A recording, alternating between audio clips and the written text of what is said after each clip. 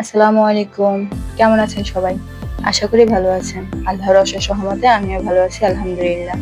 আমি ফাতেমা আক্তার ফাহি, সবাইকে স্বাগতম জানাচ্ছি মারিয়াস কিচেনে। আজকে আপনাদের সাথে শেয়ার করব 2 রকমের মাংস রান্না, সাথে ঝরঝরা পোলাও কিভাবে রান্না করা হয় তাও দেখাবো। এখানে আমি প্রথমে মাংস পরিষ্কার করে নিয়েছি। 2 রকমের মাংস, একটা লেয়ার মুরগি আর একটা হচ্ছে ব্রয়লার মুরগি। প্রথমে লেয়ার মুরগিটা রেডি করে নেব। দিয়ে দিচ্ছি আদা, রসুন, জিরে বাটা, দিলাম হলুদের গুঁড়ো, এরপরে দিয়ে দিব একটু শুকনো মরিচ,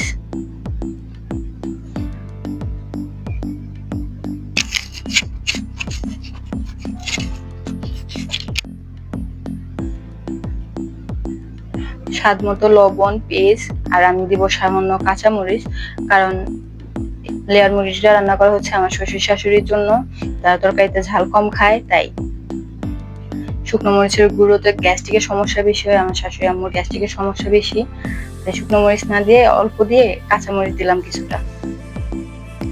এখন সবকিছু ভালো করে মাখিয়ে এক জায়গায় রেস্টে রেখে দেব। এইভাবে মাংস রান্না করলে মাংসের সব মশলা ভালো মতো ঢুকে, যার ফলে মাংসের স্বাদ হয় অনেক বেশি ভালো। অনেকে এইভাবে অতিরিক্ত মশলা, তেল মশলা ছাড়া মাংস অত মজা হয় না।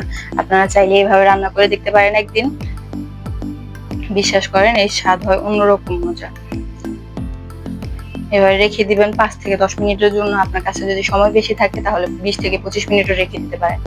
এরপর একটা কড়াইতে তেল দিয়ে দেব এলাচ, তেজপাতা, দারচিনি, দিয়ে হালকা একটু ভেজে নেব।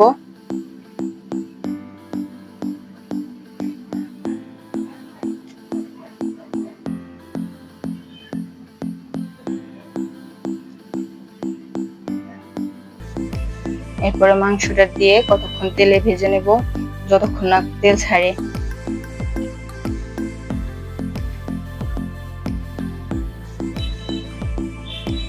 এখানে মাংসের কালার হলুদ বা হালকা ফ্যাকাশে ফ্যাকাশে মনে হতে পারে, কারণ আমি শুকনো মরিচ কম ব্যবহার করছি। আমার শাশুড়ি আম্মুর গ্যাস্ট্রিকের সমস্যা অনেক বেশি, ডাক্তার নিষেধ করেছে তরকারিতে শুকনো মরিচ খেতে।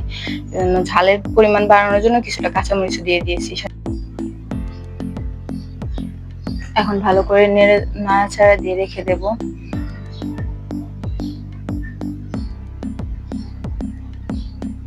ঢাকনা দিয়ে ঢেকে ততক্ষণ পর্যন্ত কষাতে হবে যতক্ষণ না তেল ছেড়ে দিচ্ছে।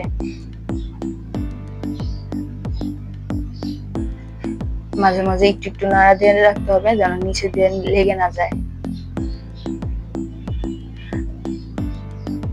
আমার শ্বশুর শাশুড়ি ঝাল খেতে পারে না, আর ব্রয়লার মুরগিও তাদের পছন্দ না, তাই তাদের জন্য লেয়ার মুরগি রান্না করা হচ্ছে কম ঝালে।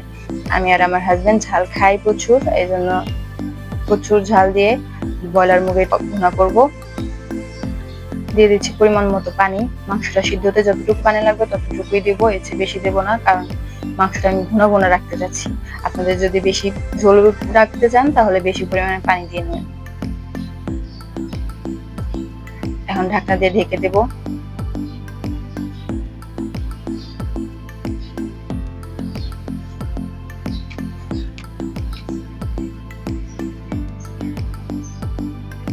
ব্রয়লার মুরগিটা রেডি করে নেব, রেডি করে রেস্টে রেখে দেব। তাই পরিষ্কার করা ব্রয়লার মুরগিতে দিয়ে দিলাম আদা, রসুন, জিরে বাটা, সামান্য হলুদ, লবণ ও শুকনো মরিচ। শুকনো মরিচ এখানে আমি বেশি দেবো, কারণ ব্রয়লার মুরগি আমার আর আমার হাজবেন্ডের জন্য, আমরা ঝাল পছন্দ করি। আপনারা আপনাদের ইচ্ছা মতো দিয়ে নেবেন। অনেকে বলে ব্রয়লার মুরগি রান্না করলে নাকি কেমন একটা আষ্টে গন্ধ থাকে, তাই এভাবে রান্না করে দেখুন, কোনো আষ্টে গন্ধও থাকবে না, খেতে অনেক ভালো লাগবে। যেমন একটু ঝাল বেশি দিয়ে ব্রয়লার মুরগি রান্না করলে খেতে অনেক বেশি মজা হয়, ঝোল না রেখে শুধু ভুনা ভুনা করে নিলে। সব মশলা দিয়ে ভালো করে মাখিয়ে রেস্টে রেখে দেবেন 15 থেকে 20 মিনিটের জন্য। আপনার হাতে যদি সময় থাকে আপনি তাহলে 20 থেকে 30 মিনিটের জন্য রেখে দিতে পারেন। যতক্ষণ রাখা যায় ততই ভালো আর কি। যত বেশি সময় রাখবেন তত মাংসটা মশলাটা ভালো করে ঢুকবে, মাংসটা খেতে তত ভালো হবে। এই যে আমি এখানে ভালো করে মাখিয়ে নিচ্ছি, একদম সবকিছু ভালো করে মাখিয়ে নিতে হবে। এভাবে মাংস রান্না করলে অল্প সময়ে অল্প পরিশ্রমে অনেক ভালো স্বাদের মাংস রান্না করা যায়। সবকিছু মাখিয়ে রেখে দিলে যদি 20-30 মিনিট হাতে সময় পাওয়া যায়, এই সময় আমরা বাকি কাজগুলো এগিয়ে নিতে পারি। এই যে আমার মাখানো শেষ, এখন 20-30 মিনিটের জন্য রেস্টে রেখে দেব।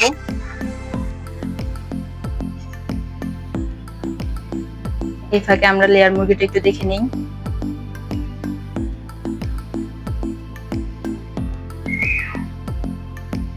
ভালো করে নেড়ে চেড়ে দেবো একটু।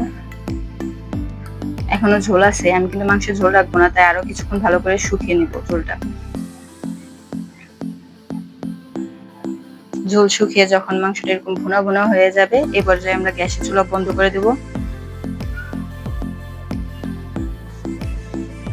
আপনারা চাইলে আরো ঝোল রাখতে পারেন, আমাদের ঘরে তেমন ঝোল কেউ পছন্দ করে না, মাংস ভুনা ভুনা মাংস সবাই পছন্দ করে, তাই আমি এখানে ভুনা ভুনাই করলাম।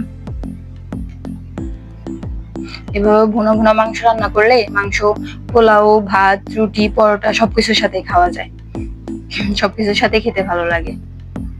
আপনারা বাসায় এইভাবে একবার ট্রাই করে দেখবেন, অনেক মজা হয়। এখন আমরা ব্রয়লার মুরগিটা রান্না করব। তেলে গরম মশলা দিয়ে দিচ্ছি তেজপাতা, এলাচ, দারচিনি।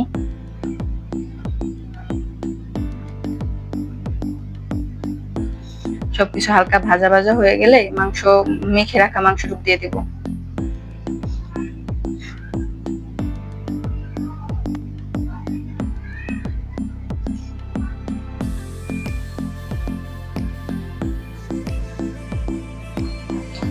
মাংসটা তেলে দিয়ে দেব। তেলে দিয়ে একদম ভাজা ভাজা হওয়া পর্যন্ত নাড়াচাড়া দিতে থাকবো।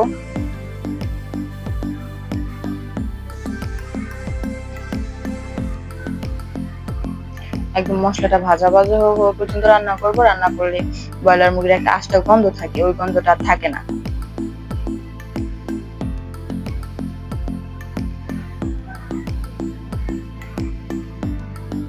এই আষ্টে গন্ধের কারণে অনেকে ব্রয়লার মুরগি খেতে পছন্দ করে না। আমি বলবো এভাবে একবার রান্না করে দেখেন, আপনাদের ব্রয়লার মুরগি আবার পছন্দের খাওয়ার মধ্যে পরিণত হবে। মাঝে মাঝে একটু নাড়া দেবো। যতক্ষণ না তেল ছাড়বে ততক্ষণ আমরা ভালো মতো কষিয়ে নিব মাংসটা। ঢাকনা দিয়ে ঢেকে ভালো মতো কষিয়ে নিব।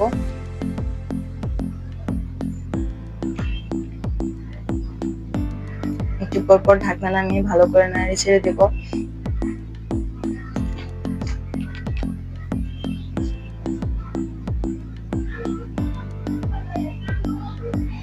যে দেখুন অনেকটা তেল ছেড়ে দিয়েছে, মাংসটা একদম ঘন ঘন হয়ে যাচ্ছে। ভালো মতো কষানো হলে দিয়ে দেব পরিমাণ মতো পানি।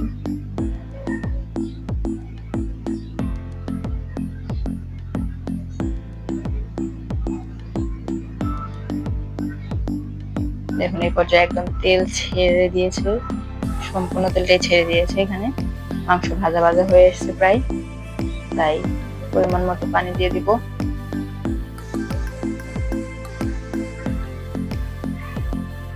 আমি এখানে অল্প একটু পানি দিচ্ছি, কারণ আমি ঝোল রাখতে চাই না, মাংসে আমি ভুনা ভুনা মাংস করবো, তাই ঝোল একদম সামান্য পরিমাণে পানি দিচ্ছি।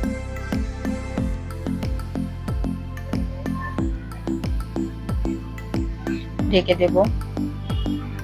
এখন আর রান্না করতে বেশি সময় লাগবে না। ব্রয়লার মুরগি যত বেশি রান্না করা হয় তত একটা হার্ডনেস চলে আসে, শক্ত হয়ে যায়, খেতে ভালো লাগে না। হালকা কষিয়ে হালকা একটু পানিতে ভুনা করে নিলে যথেষ্ট ভালো হয় খেতে। মাংসের কালারটা একবার দেখেন, অনেক সুন্দর হয়েছে।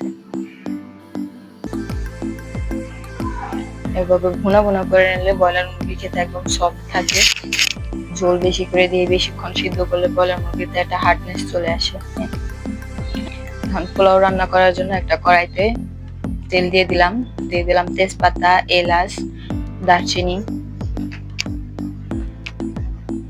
দিয়ে ভালো করে ভেজে নেব। পোলাও এক একজন এক এক রকম রান্না করে, আমি সবসময় এইভাবেই রান্না করি। এভাবে রান্না করলে আমি মনে করি সেরা স্বাদের পোলাও হয়, পোলাও একদম ঝরঝরা থাকে। দিয়ে দিচ্ছি পেঁয়াজটা আমি এখানে বেশি ভাজবো না, জাস্ট হালকা একটু কালার চেঞ্জ হতে আসলে সব দিয়ে দেবো কাঁচা ঝাল। অনেকে কাঁচা ঝাল পছন্দ করে না, পোলাওতে ঝাল দেয় না কেউ। আমি সবসময় পোলাও রান্নাতে একটু ঝাল ব্যবহার করি, আমার মনে হয় ঝাল ছাড়া খেতে একটু মজা হয় না। আপনারা চাইলে একদিন ঝাল দিয়ে রান্না করে দেখতে পারেন। খেতে অনেক মজা হয়। আমার পরিবারের সবাই এভাবে খেতে পছন্দ করে, তাই এইভাবে রান্না করি। পেঁয়াজ আর কাঁচামরিচ হালকা ভাজা ভাজা হয়ে আসলে দিয়ে দেবো ধুয়ে রাখা চাউল। পোলাওর চাউলটা রান্নার কিছুক্ষণ আগে ধুয়ে ভালো করে পানি সরে রাখলে পোলাওটা ভালো হয়, একদম পোলাও একটার সাথে একটা লেগে যায় না, ভালো মতো ঝরঝরা হয়। এই পর্যায়ে পোলাও চালটা ভালো মতো নাড়াচাড়িয়ে দিয়ে ভাজা ভাজা করতে হবে, ততক্ষণ ভাজতে হবে যতক্ষণ না পোলাওর একটা স্মেল ছাড়ে, চালটা একদম ভাজা ভাজা হয়ে যায়। দেখুন আমি ভালো করে নাড়াচাড়া দিয়ে নিচ্ছি। এভাবে নাড়তে নাড়তে দেখবেন একটা পর্যায়ে পোলাও চালটা খুব ভাজা ভাজা হয়ে গেছে। চাল ভাজা যেরকম হয় প্রায় অনেকটাই ওরকম হয়ে আসছে এবং খুব ভালো স্মেল ছাড়ে। তবে খেয়াল রাখতে হবে যেন নিচে দিয়ে লেগে না যায়, কতক্ষণ পর পর নাড়া দিতে হবে। 3 থেকে 4 মিনিটের মাথায় একদম ভালো করে ভাজা ভাজা হয়ে যাবে।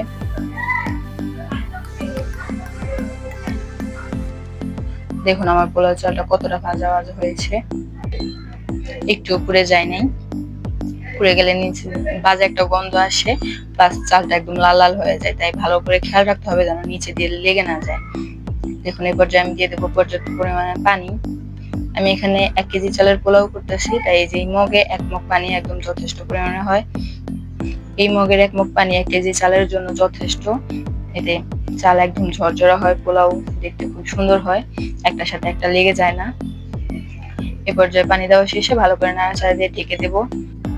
2 থেকে 3 মিনিটের মাথায় যখন বলক আসবে ঢাকনা উঠিয়ে ভালো করে নাড়াচাড়া দিয়ে নেব, সাথে চুলার আঁচটা একদম কমিয়ে দেব। এ পর্যায়ে চুলার আঁচটা খুব জরুরি, এদিকে একদম ডিম করে না দিলে পানি তাড়াতাড়ি শুকিয়ে যাবে। শুকিয়ে গেলে পোলাও চালটা ফুটবে না, পোলাও শক্ত থেকে যাবে। এই জন্য এই পর্যায়ে ভালো করে নাড়াচাড়া দিয়ে চুলার আঁচটা একদম ডিম করে দিতে হবে। ডিম করে ঢাকনা দিয়ে রেখে দেবো।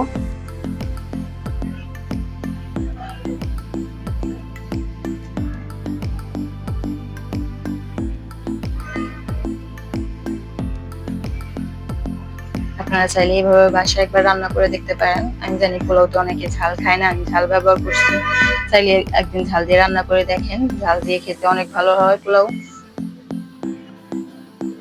এ পর্যায়ে ভালো করে নাড়া দিয়ে দিব। কতক্ষণ পর পর নাড়া দিতে হবে, কারণ পোলাও নিচে লেগে যাওয়ার সম্ভাবনা থাকে।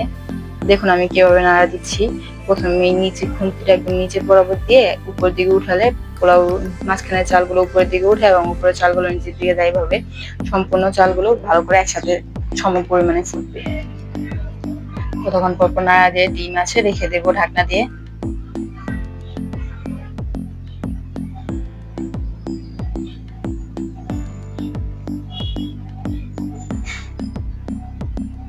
কতক্ষণ পর চুলা থেকে নামিয়ে বাটিতে বেড়ে উপরে পেঁয়াজ বেরেস্তা দিয়ে সাজিয়ে নিব। দেখুন কতটা লোভনীয় হয়েছে আমাদের আজকে রান্না। এটা হচ্ছে ব্রয়লার মুরগি, ঝাল বেশি করে দিয়ে একদম ঝাল ঝাল ভুনা ভুনা মাংস। এভাবে আপনি পরোটা, রুটি, ভাত কিংবা পোলাওর সাথে সবকিছুর সাথে খেতে পারবেন। আমাদের লেয়ার মুরগি পোলাও এখন আপনাদের একটু খেয়ে দেখাই কতটা মজা হয়েছে। দেখুন পোলাওটা কতটা সুন্দর হয়েছে। পোলাওটা না হয়েছে একদম শক্ত, না হয়েছে একদম নরম, একদম সুন্দর ঝরঝরা পোলাও হয়েছে। আপনারা যদি এরকম পোলাও বাসায় রান্না করতে চান তাহলে আমার রেসিপি ফলো করবেন, দেখবেন একদম পারফেক্ট পোলাও হবে। এখন সাথে নিয়ে নিব একটু আগে রান্না করা ভুনা মাংস,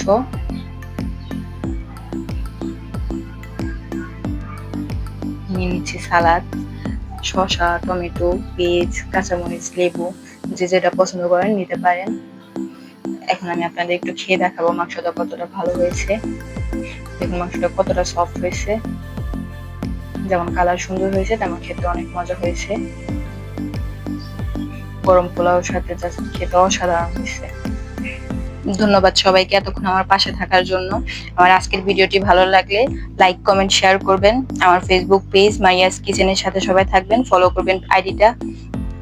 আমার ইউটিউব চ্যানেল মারিয়াস কিচেন সবাই সাবস্ক্রাইব করবেন, লাইক, কমেন্ট, শেয়ার করবেন। আর টিকটক আইডি মারিয়াস কিচেন 98 সবাই একটু ফলো করবেন। ধন্যবাদ সবাইকে, আশা করি ভালো থাকবেন। ইনশাআল্লাহ দেখা হবে আগামী ভিডিওতে। ভালো থাকবেন সবাই, আসসালামু আলাইকুম।